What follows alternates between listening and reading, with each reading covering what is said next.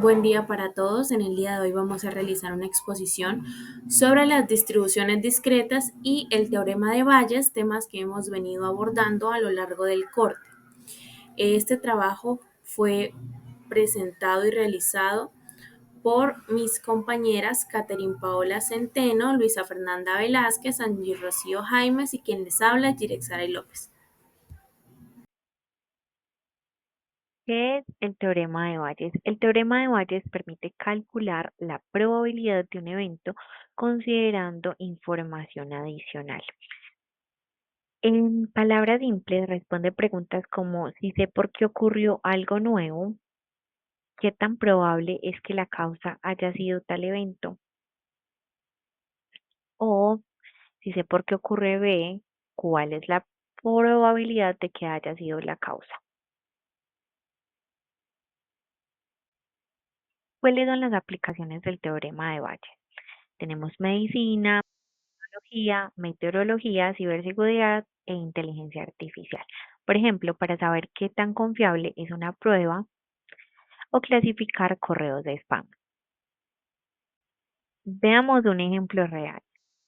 En un laboratorio colombiano, una prueba para detectar una infección tiene el 95% de sensibilidad y un 8% de falsos positivos. La infección afecta al 2% de la población. Si una persona da positivo, ¿cuál es la probabilidad de que esté realmente afectada? Vamos a ver la solución. Listo, entonces primero hay que identificar los datos. Luego calculamos la probabilidad total de obtener un resultado positivo. Luego aplicamos Bayes para hallar la probabilidad de infección dado el resultado. Y después de los cálculos obtenemos que, aunque la prueba es de un 95% efectiva, la probabilidad real de estar infectado tras un positivo es solo del 19,5%. Iniciaré hablándoles sobre la distribución binomial. Cuando hablo de esta me refiero a un modelo estadístico que se utiliza para calcular la probabilidad de obtener un número específico de éxitos dentro de una serie de intentos que son independientes. En este tipo de situaciones, cada intento solo puede tener dos posibles resultados, es decir, o es el éxito o fracasa. Además, se asume que la probabilidad del éxito se mantiene constante en cada intento, lo que permite analizar y predecir eventos de manera más precisa.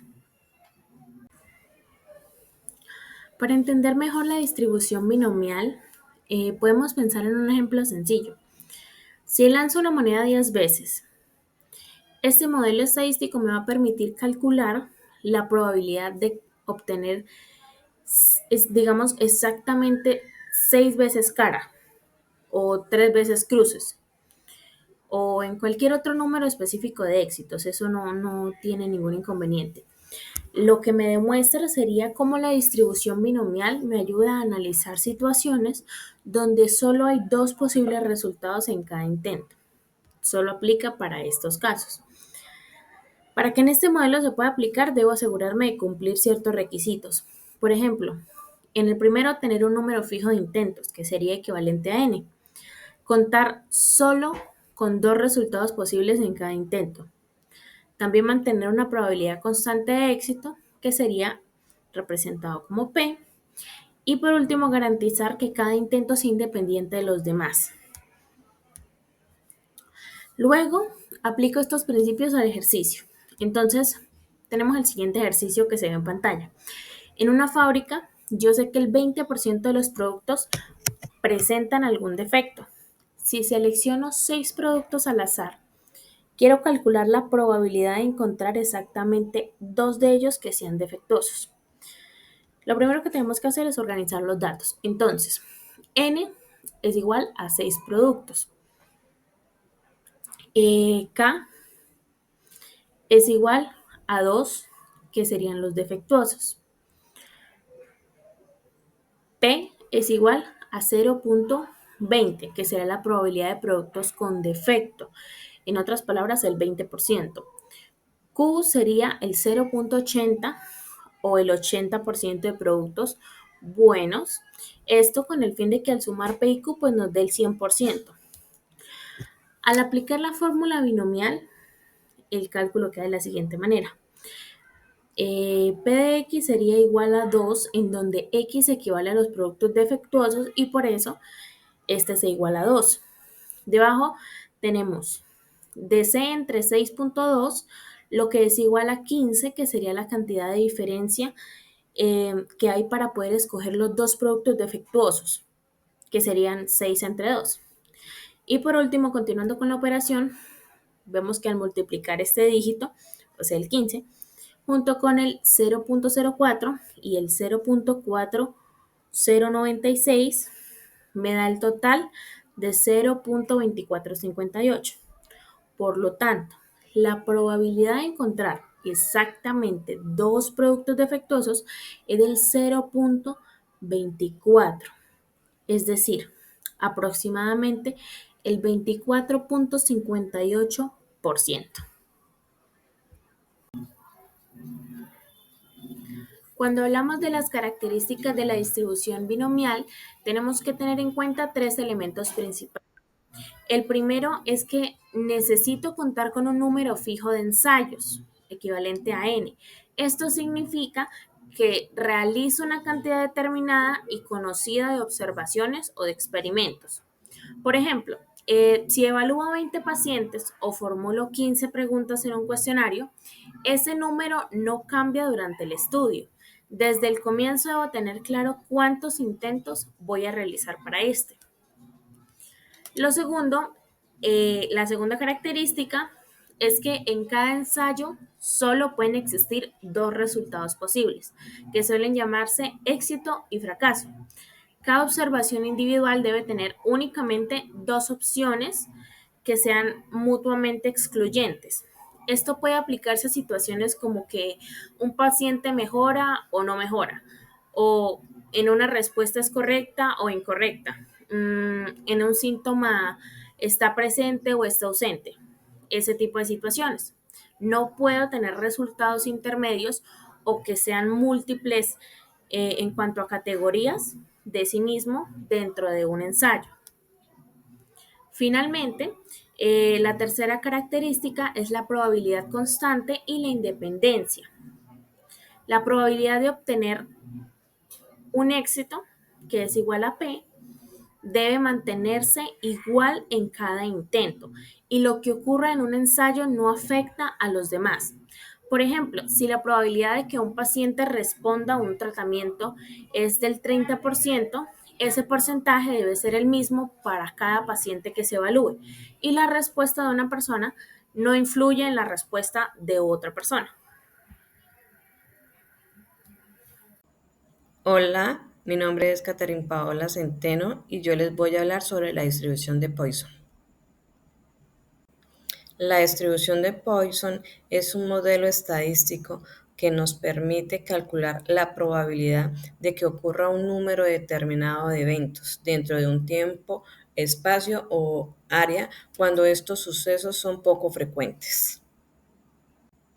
La distribución de Poisson se utiliza cuando los elementos ocurren de manera aleatoria, son independientes entre sí, se presentan pocas veces en un periodo de tiempo, existe una tasa promedio de ocurrencia. Un ejemplo puede ser las llamadas que recibe una línea telefónica por minuto o el número de accidentes que se presentan durante el día. Estamos viendo lo que es la fórmula de la distribución de Poisson, con la cual queremos hallar lo que es la probabilidad de que ocurra un evento. Tenemos factores como la tasa promedio de eventos, la constante, el factorial, forman parte de esta fórmula. Algunas de las características importantes de esta distribución son que se aplica cuando no hay un límite superior de eventos, los sucesos no dependen uno del otro, se usa para prevenir riesgos o optimizar procesos. Podemos ver que la distribución de Poisson tiene distintos campos de aplicación, como son la salud. Un ejemplo sería determinar el número de pacientes que llegan a urgencias en una hora. En el área de transportes, como lo mencionábamos anteriormente, podemos medir el número de accidentes que se presentan por día. En la industria, los errores que se pueden tener en la producción, en las telecomunicaciones, lo que mencionábamos también, el número de llamadas entrantes en cierto tiempo determinado. Un ejemplo de esta distribución sería el de una empresa que recibe en promedio 3 quejas por día sobre su servicio de Internet y queremos saber la probabilidad que hay de que el día de mañana reciba exactamente 2 quejas. Los datos que estamos manejando sería el promedio de quejas, que son 3, y los eventos que queremos calcular, que es que el día de mañana se obtengan 2 quejas. A continuación, procedemos a desarrollar la fórmula de esta distribución, con lo cual obtenemos un resultado de que hay un 22,41% de probabilidad de que se reciban exactamente 2 quejas el día de mañana. Como conclusiones podemos decir que la distribución de Poisson ayuda a predecir eventos poco frecuentes. Nos permite saber qué tan probable es que ocurra cierta cantidad de sucesos en un intervalo de tiempo. Es útil para la gestión de riesgos y la toma de decisiones. Es ideal para empresas, la salud, la logística, el control de calidad. Es una distribución que se puede aplicar en diferentes áreas. Bueno, mi nombre es Angie Rocío Jaimes y el tema que me correspondió fue el número 3. Bueno, el día de hoy les voy a hablar sobre la aplicación de la distribución hipergeométrica. Esta distribución se utiliza cuando extraemos una muestra sin reemplazo de una población finita y queremos calcular la probabilidad de obtener un número específico de éxitos. Esto es fundamental cuando los elementos seleccionados no regresan al conjunto original, lo que afecta directamente la probabilidad de cada evento. Las principales aplicaciones. Entonces, una de las aplicaciones más comunes es en el control de calidad. Aquí se utiliza para evaluar la proporción de productos defectuosos en un lote cuando la muestra se toma sin reemplazo. Esto permite estimar cuántos productos podrían tener fallas sin revisar todo el lote. En genética, esta distribución nos permite analizar cómo se agrupan ciertos genes dentro de una población y cómo los organismos no se reemplazan, y el modelo describe muy bien los procesos de transmisión hereditaria. En las finanzas también tiene su uso, donde ayuda a moldar los escenarios donde se extraen datos de manera discreta y sin reposición. Por ejemplo, en la profundidad de las órdenes en plataformas como los drag pool, donde la cantidad de información disponible es limitada. En los juegos de azar es otra aplicación clásica, donde se usa para calcular la probabilidad de obtener combinaciones específicas en cartas de póker o en las loterías donde las bolas no se reemplazan. Y el muestreo, que también se aplica en los procedimientos de muestreo estadístico para estimular las características de una población finita sin necesidad de estudiar a todos los individuos. Las principales aplicaciones para la distribución hipergeométrica aplicable debe cumplirse algunas condiciones claves, como es el muestreo sin reemplazo, que son los elementos que no vuelven a la población. El resultados binarios, que son los éxitos y fracasos. Y la población finita, que es el total de los elementos conocidos. Y la probabilidad variable, como se retiran los elementos y las probabilidades cambian en cada extracción.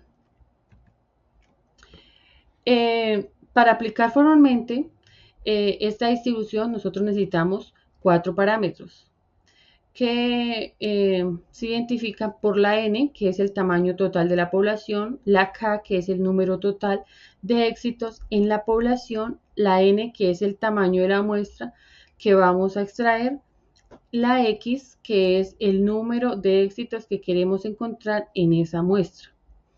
Y con estos 4 valores podemos calcular la probabilidad de obtener una combinación específica de resultados. Ahora vamos a ver un caso práctico aplicado en un contexto real.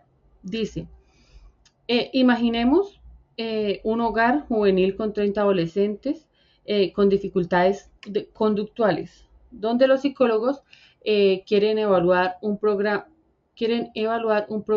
de regulación emocional, pero no es viable evaluarlos a todos. Entonces, ahí surge el problema de cómo seleccionar una muestra que represente finalmente a los 30 jóvenes, cómo evitar que ciertos perfiles emocionales se repitan o se dominen los resultados. Entonces, aquí es donde entra ya la distribución hipergeométrica. El método que se utiliza para estos casos es un muestreo aleatorio sin reemplazo, que es donde cada joven puede ser seleccionado solo una vez y que todos tienen la misma probabilidad inicial. La justificación del método es clara. La población es pequeña y finita y evita duplicarse perfiles emocionales y también mantener la representatividad real del grupo.